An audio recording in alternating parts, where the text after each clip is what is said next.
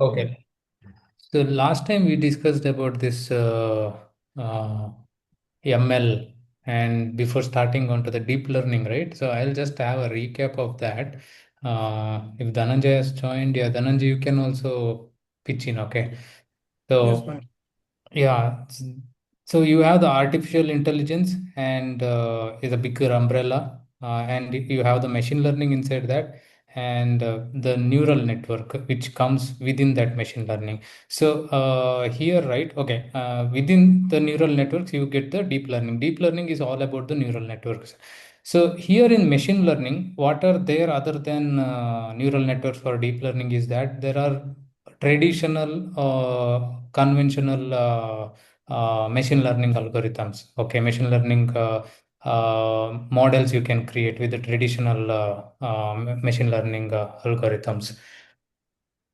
So then we try to understand what is the difference between this machine learning, traditional machine learning algorithms, and the deep learning. So basically, traditional machine learning algorithms we can use those algorithms to solve uh, much simpler problems when compared to the deep neural networks. So if you have a very complex problem, then you have to go with the deep neural networks. When you have the huge data set, then you can use the deep neural networks or the deep learning. And one more thing is that when you can use the machine learning is when you know the features and when you know the relationship between the features. Usually like you have 10 features and you know how those features contribute to the output. Okay, there are other things also where you don't know the exact output, but you can cluster it, all those things. There are different machine learning algorithms also when there is no proper output. Okay, but usually when you have the structural data, you can go with the machine learning. And when you don't know, or when you have the huge data and you don't know what is inside the data, you don't have the insights into the data, or your data is unstructured. Okay, then you usually go with the deep neural networks, and deep neural networks need a lot of data to train. And we also saw that after certain point, if you are training the traditional ML algorithms, right? It actually, after certain training, it actually saturates. After that, even if you bring in the new data and train it, it's not helping. But in case of deep neural networks, you can train and its performance increases as you train with a lot of data. And one more example to make it bit more clear is that in that say you have a very complex data and you want to train. Think of like teaching English language itself to the or uh, yeah, English language or any other language, to teaching any language to the machine learning algorithms. It will be really difficult because there is not much structure to it, and you need a lot of data for that. Right, you can't do the feature engineering there. But in case of deep neural networks, you can feed in those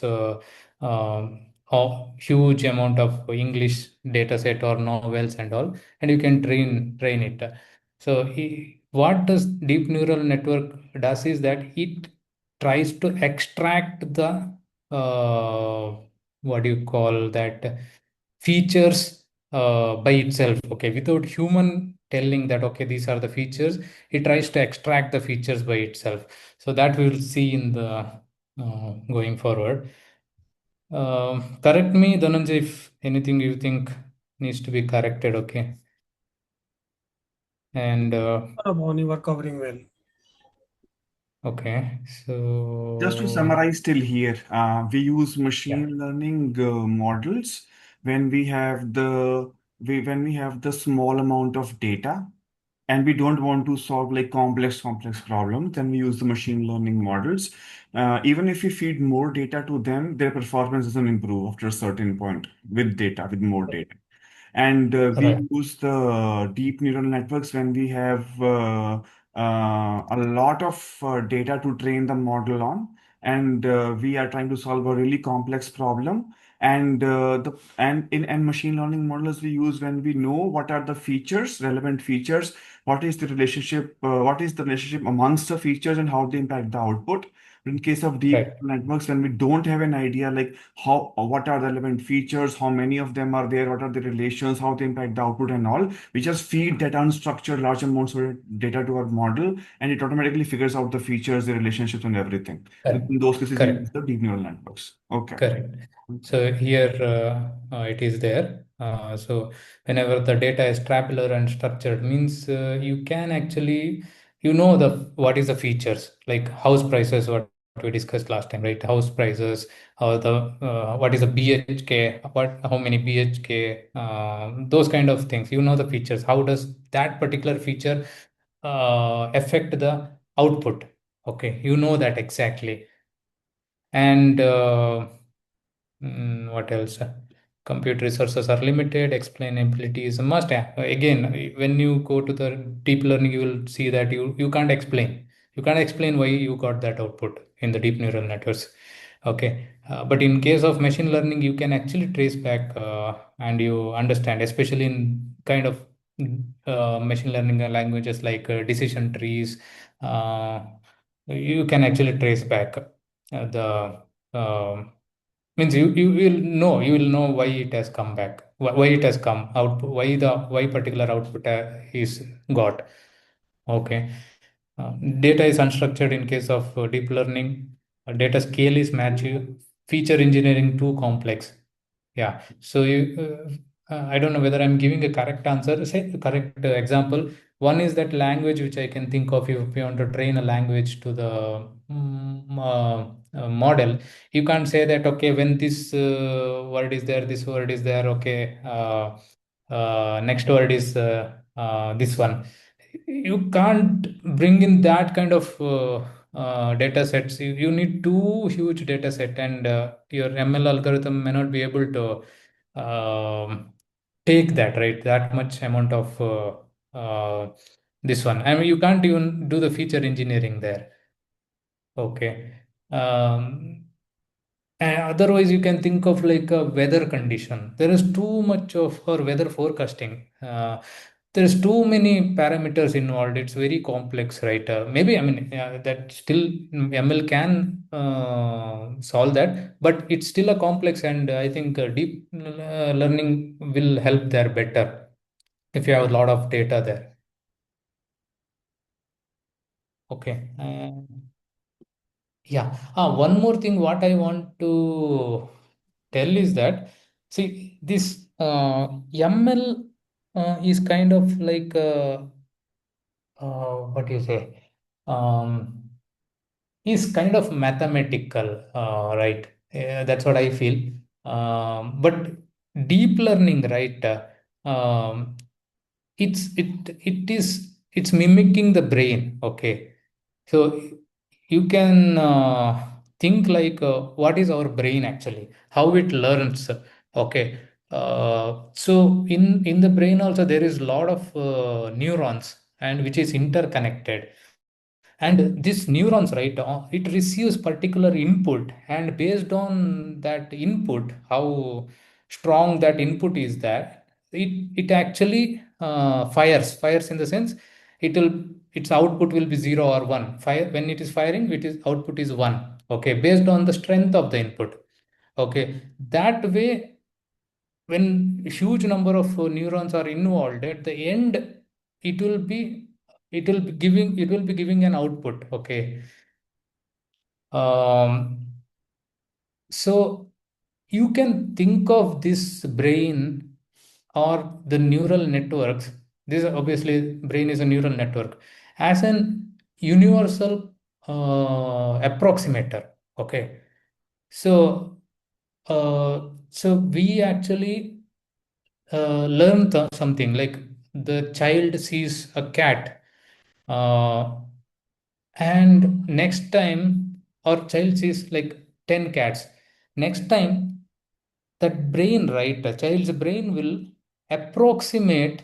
I mean, when he sees another cat or animal, it approximates, okay, this should be a cat. Okay. It is not like it's like a calculating the perfect answer there. It is actually a probabilistic. It is actually approximating. Okay. So the idea of the deep neural network is that you can approximate anything with any problem you can approximate with the deep neural networks. Okay. But again, it is always an approximation, not the exact calculation. Say that okay, you have the LLM, you go and ask LLMs that what is the 2 plus 2. I mean, now the LLM might give 4, but if you that's not, that need not be true every time. Okay, LLM can give 2 plus 2 = 5. Okay, say, or a different number like 3124 plus 5624, something like that. It can give wrong answers because it is just approximating the answer. It is not really calculating the answer and giving. Okay, you see the ChatGPT and all. That's not just LLM. Okay, ChatGPT has a big framework, so that will use the calculator to give the answer. Not the LLM will be giving the mathematical. Not the LLM will be solving the mathematical questions there. So, Pawan, quick one. So, you're saying that the output of a deep neural network is not a 100% correct answer with probability of one. It is rather Yes. an approximation, a probability distribution of different words or different outputs, and then you choose the one that is the most with the most probability. Yes. Yes. And Correct. follow-up question is that in machine learning also, do we have the probability distribution or do we have the exact thingy, exact answer, only one, or like it's again a distribution there? Yeah, I I will let Dhananjay answer this one because have to go back. I'm trying to go back and understand this machine learning. Dhananjay, you want to answer if you remember the things? Yeah. So, hey, Pavan, I joined now. Vishnu here. Vishnu, yeah, Vishnu. Thanks, man, for joining. Yeah. Vishnu, welcome. Yeah. Yeah. Hey, Vinal. So, to your question, none of the model will ever predict 100%. Okay. It's purely depending upon like what exactly Pavan is explaining. That even if it is like it's not 100% that it will be giving us the exact answer what we are exactly looking for. Okay. But what you exactly ask is like even machine learning will also do the same thing or not? Yes, All to right. some extent. To some extent, if we are training it in a better way, like example, if we are training our model or training our like algorithm to predict some classification model, whether yes or no. Okay, so there might be a chance that we will be getting a wrong answer. But yes, it's up to us how exactly we'll be tuning it or using the hyperparameters. Okay. Plus, as per the precision, we need to evaluate how exactly or to which extent the model has predicted correctly. Like there are very much evaluation factors are there, like be it recall, accuracy, F1 score, then many more are evaluation are there. Then we need to judge, then only we'll able to say okay, to some extent our output is correct, but definitely not 100%. Vinal, hope Okay, I so have answered your in both, question Yeah, correctly. yeah. just to Yes. confirm if I understood it Yeah. correctly. Vishnu, I beg your pardon for all the silly questions I'll ask because I don't know the Hey, concept. no worries, this is So, just a discussion, go ahead. so yeah, let me. So you're saying that in case of both machine learning and in case of the deep neural networks, we always get Mhm. the kind of probability distribution of different outputs, and we Mm. kind of intend to choose the one how we like with the highest probability or with whatever random probabilities, right? That's correct. Yes. Okay. And sorry, one more question I have on the same lines is Hmm. that whenever I saw the content about machine learning, I always saw like algorithms. Okay, machine learning Hmm. is algorithms, right? Not the model. Correct. And whenever I saw the content about deep neural networks, I always saw like models, and not the algorithms. So what is Hmm. the Hmm. difference? Like, does the machine learning tech uses algorithms as the core which is getting trained, and the deep neural networks are using the models as the core which is getting trained, which is giving us the output? Or what is the difference between them, or there is no difference? How do you relate these two things? Okay.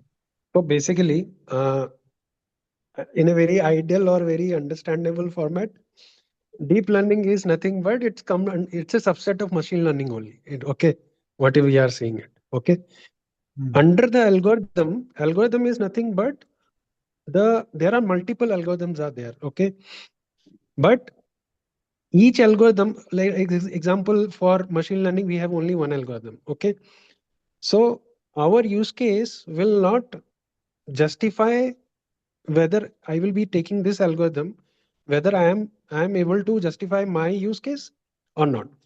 So purely as per your use case, which algorithm fit, you can take that. So there are multiple algorithms like linear regression is there. Then we have a logistic regression, random forest, then XGBoost. Multiple algorithms are there. Okay. So as per your use case, which is very much suitable, you can take those algorithms and use that for your machine learning. So I have to Yeah. choose which algorithm Mm. has the most overlap, which can really reflect the data which I have, right? That's correct. So basically, how you can figure it out? There is one evaluation factor comes in picture. Example, model one, you have taken some linear regression. Model two, you have taken logistic regression. So as per your model building, you find out that the evaluation or my precision, my recall, my F1 score is better comparatively the model two. So you can take this particular algorithm for your use case. That's where exactly you will be proceeding with your use case to be solved. Okay, so So you this is exact way. Yeah. okay, so you use multiple algorithms and test the output with your data and see which one clicks the best, and you use that. That's it. If like example, this is one of the way. The other way is yeah, experience. Okay. Hmm. Experience means like you have a team, model building team, or you are already a data scientist, and you are aware that for your particular use case, you have already used this particular model. So directly you can use that. That okay, I Correct. am using this algorithm and it has worked in my experience in the past. So instead of evaluating again and again, you can directly pick that algorithm and you use it in your use case. Right. So this is the second approach. Yeah. And how is model different from algorithm? Uh, Uh, okay. Yeah, Pavan, you want to go? Uh, okay, I'll take that question. Okay, so you use an algorithm. You picked up a machine learning algorithm, okay? And now you are going to train that with your data set. Okay. Then it will learn. The algorithm will learn using your data set, and the weights of that algorithm will change, right? Then it will become a model.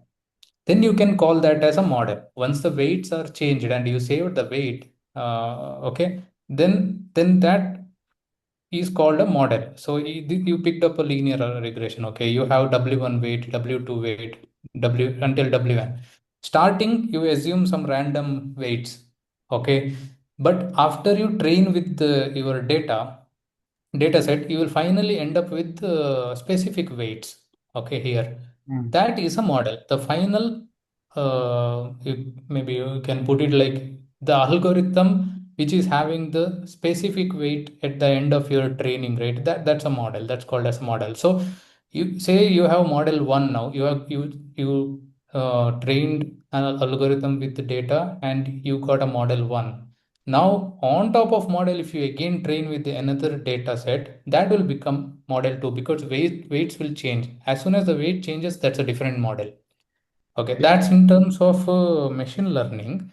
I mean, traditional machine learning. But in case of deep learning, you can think like you selected a deep neural network. Okay, that's just a that you can think like an algorithm. Say that you created um, uh, 10 hidden layers and 20 or 30 neurons in each layer. That you can think of as like use algorithm which you selected. Now you train the data set on the deep that using that deep neural network on that neural network. So then finally, once you train, you will get the weights assigned to each of your neuron, right? Inside the neuron. Those once you have got the weights, then that is called as a model. So Okay. basically, in simple term, na, uh, algorithm is nothing but steps what we followed, and model is just a outcome. Like it's the overall picture. Okay, this model has predicted. Model doesn't. It's a kind of algorithm is a subset of a model. Okay, it contain evaluation, it contain validation, it contain hyperparameters. Multiple things are there inside that. So all together, if we club it, that's a model. Okay, in Right. very simple term, I explained it. You Okay. know, Understood. Yeah. but yes, Pavan explained it correctly. Only like he has explained each and every step what the model consists of. Okay. Okay. Okay. All right. And this transformer architecture is like an algorithm, and you train it, and then it becomes a model, right? With all the features set to specific value. That's correct. That's correct. Yes. All right. Thanks, guys. We can move ahead. Okay. Okay, so we were talking about the neural networks, right? Sorry, neurons. So even in even in the deep learning, we use these neurons, or so this neuron concept, I think it came back pretty long back. Not the it's like a very old. Okay. Uh, so what does this neuron does in terms of deep learning or artificial? We call this as a perceptron. Okay, I don't see anything mentioned here about that.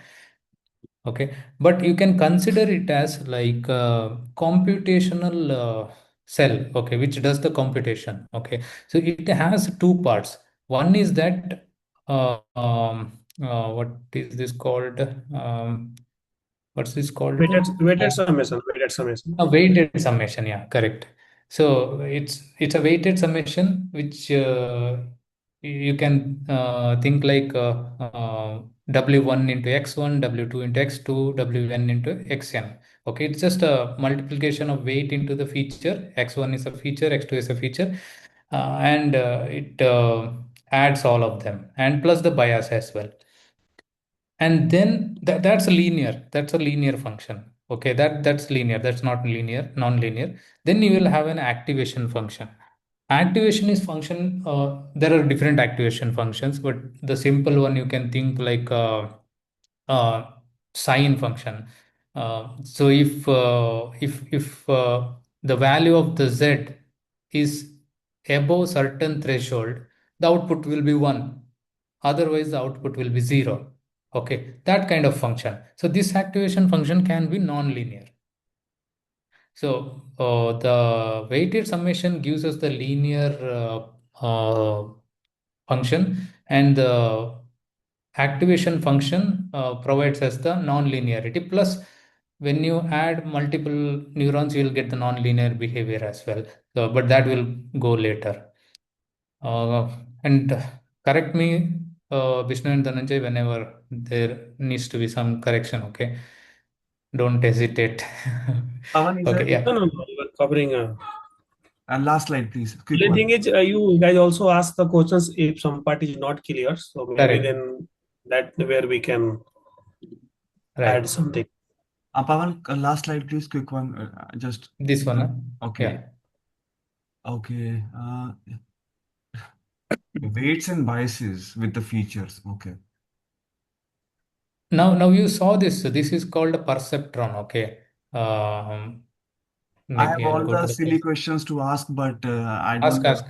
I don't want to waste waste time here. Okay. No, no, Go that's ahead. okay. Yeah. That task you have to clarify these things in that way only. Okay, otherwise Okay. Yeah. this subject is like that.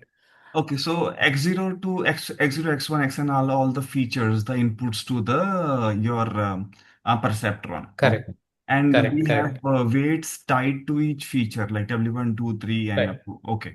So right, right. X0 doesn't have W0. Okay, it has B. So bias Huh. is with X0. So why is it that? Am I reading it that right? Or No, that's correct actually. Bias is something uh, you don't want to get the overfitting. Okay. So that time it's kind of a generalization concept. Yeah, okay. yeah, Vishnu. Yeah, you correctly explained. Like bias is nothing but like example in very simple term that okay, if model is more aligned towards certain features, which is very much biased in particular in real world. Example, uh, like example, there are 15 data sets, okay, which tell us that okay, this particular case or which particular case IDs are fraud. Example, I'm saying, okay, and out of 50, out of 100, 15 are fraud, and rest 85 are like my normal cases. So what exactly model will learn that okay, model will learn that okay, if example one example one case ID you have provided to model that tell me that whether it's a fraud case or it's a normal case. So as model has 85% accuracy and everything, so he will be aligned that this is a normal case because majority of the model has learned that okay, 85% I will blindly say that this any case ID come then it will be a normal case. So biasing is like even in case of fraud case, if the model predict the normal case, model is bit biased while predicting this particular output. In very simple term, I explained it, but yes, there is lot of thing to it. What Pavan is explaining, we need to add bias to the what we are like for each of the layer, like layer what you are seeing here, like x0, x1, x2, xn. Okay, so we needs to add weight to each of this layer, and it will be like squeezed to that layer where exactly the model predicted correctly. Uh, I might not be explaining in better, but yes, that's what exactly the bias is, guys. Uh, yeah, let me know if you have any other question. I will explain with some other example also. Okay, so is it like you have you trained a model on a fraud detection system. You have Hmm. built a model Hmm. according to that, and you're analyzing the transactions if they're fraud or not. And suppose you That's have correct. trained it more, say 80% on the non-fraud data and 20% on the fraud data, then your model Hmm. might be overfitting towards the non-fraud data. Then to kind of Correct. kill that overfitting, you're using bias so that it generalizes better. Yeah, ideally we should be providing a good data to model so that it will also learn equally whether data is fraud or not. It doesn't has to be like there are many methods are like example smote is there. So in smote what do we equalize or uh, we focus more on our agenda. Like example, we want to detect a fraud case, but fraud cases are very rare, right? So in that case we'll be generating or synthetically generating this particular data which looks like a fraud, and we'll be training those to the model so that model will not be overfitted or model will not be more biased toward the output what it is predicting. So he will be equally see the input what we are providing in very simple term. And I will add one more examples as the same Yeah. Vishnu explained.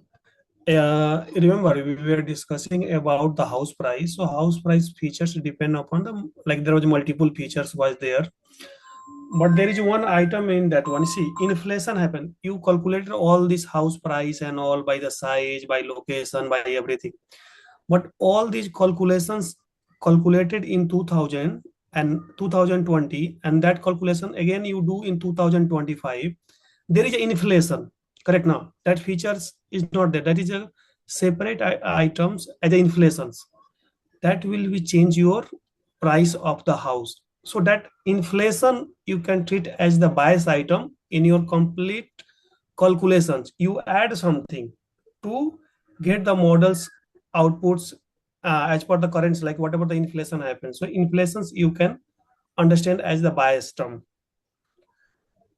Okay, so instead of training your model on the latest data of 2025, you actually add the bias to the existing model, Correct. Now which there would is be a one because all the feature is there. That's correct. All the features, That's correct. everything is there. You calculated the price of this one, but there is a inflation. What happened?